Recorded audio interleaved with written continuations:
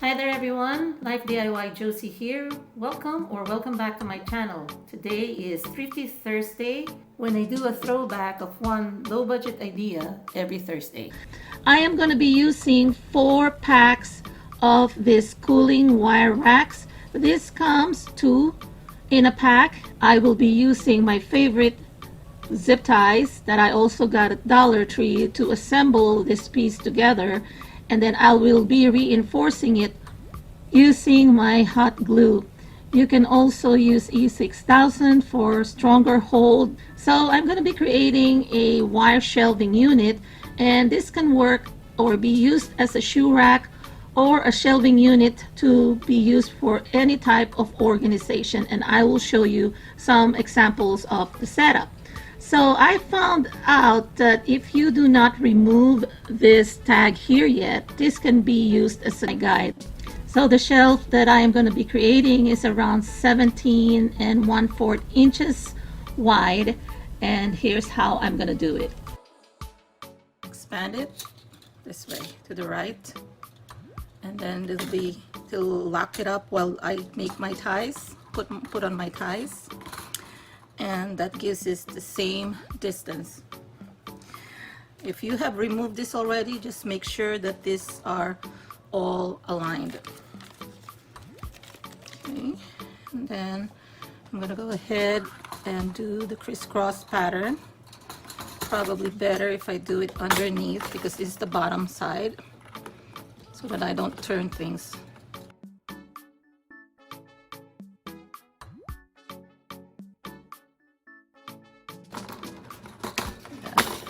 Then I'm gonna go ahead and tie here.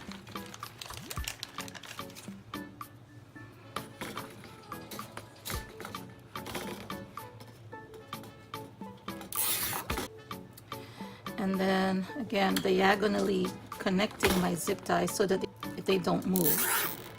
That, and then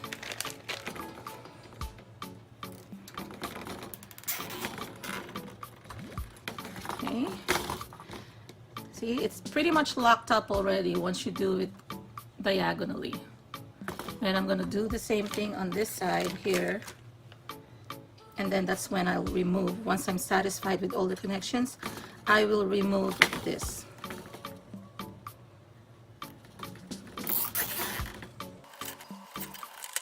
Okay, and then I'm gonna go ahead and cut.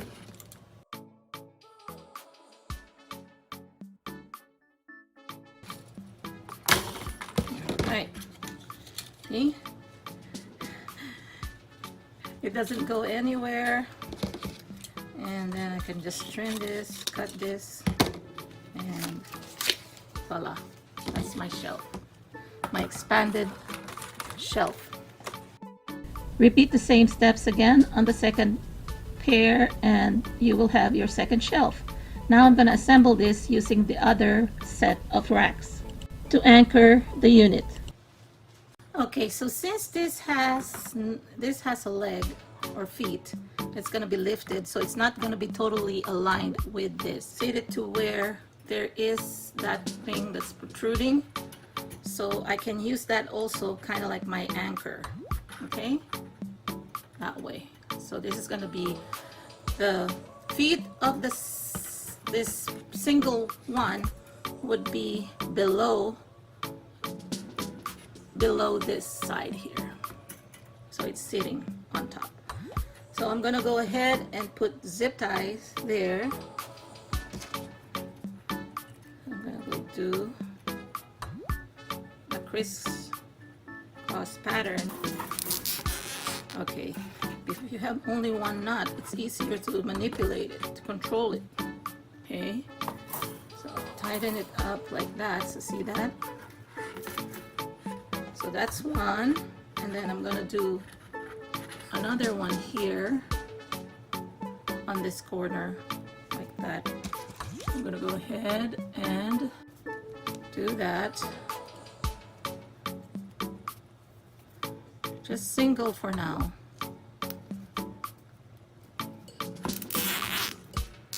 Seems wasteful, but again, I did multiple loops and it didn't align earlier.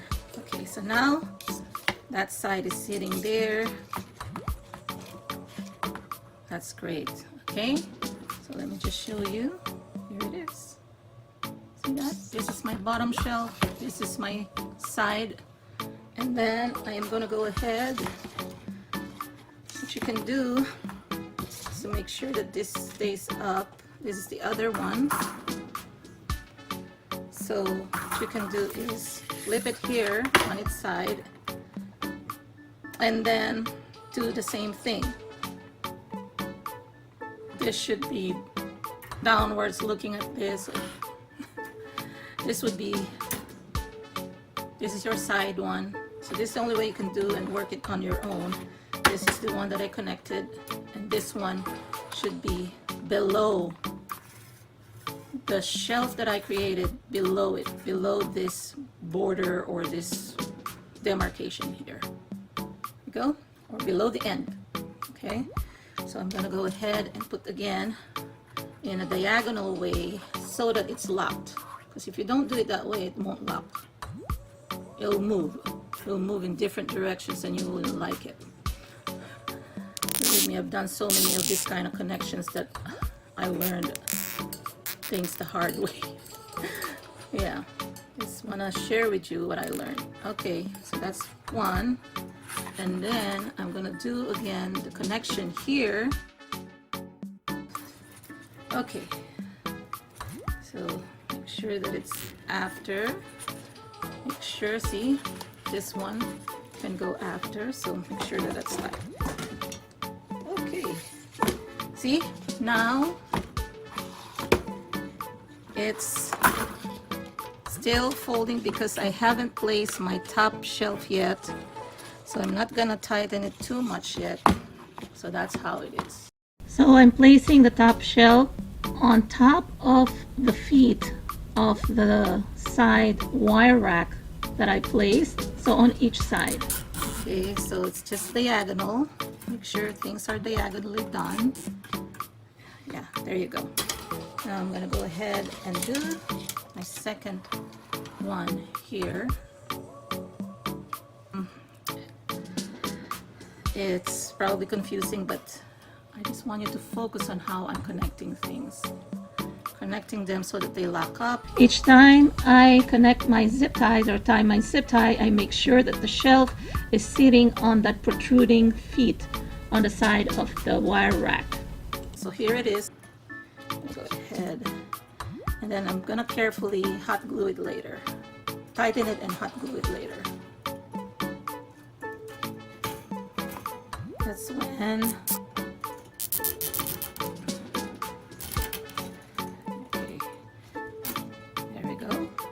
sit it on top. Okay, I'm going to show you this next portion here, and then I'm going to crisscross here, and then that's where I'm going to trap this. Trap that. Make sure I do a good thing, a good way of trapping things. There we go. Okay, still a little wobbly, but let's work on this. Now it's gonna be rocking like this and even folding it like this. So in order to stabilize it, what you can do is use another set. So I'm on my fourth set. I can fit two. I'm gonna go ahead and do two, like so. It'll be placed on the back. So this is my back. It's gonna be placed here. So connect these two first that you're gonna put on top. Okay, so I'm gonna go ahead and do that. I'm just gonna go and connect this.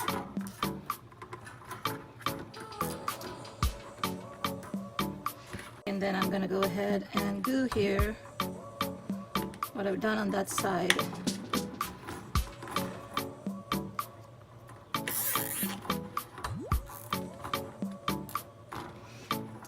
in it.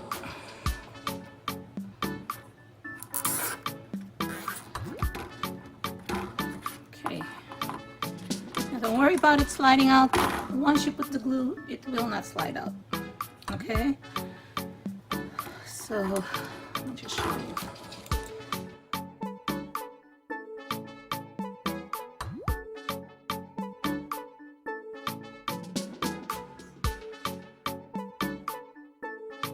I'm going to show you how wobbly it is. Okay, so that's what we're going to work on in making sure that it's not too wobbly. So I'm going to be working on here, this side. Then I'm going to put this, the one that I created earlier, and then make sure that the legs are facing in. Okay, and then so that whatever, you know, it will also be capturing. Once I put this backing, this will be more stable. It will not wobble. We're gonna do it all 1, 2, 3, 4 on this side. 1, 2, 3, 4. The number of feet that you're gonna connect, the number of feet that you're gonna connect to the shelves will be the number of zip ties you're gonna use. And of course, if you need to add more zip ties, that's fine too. So.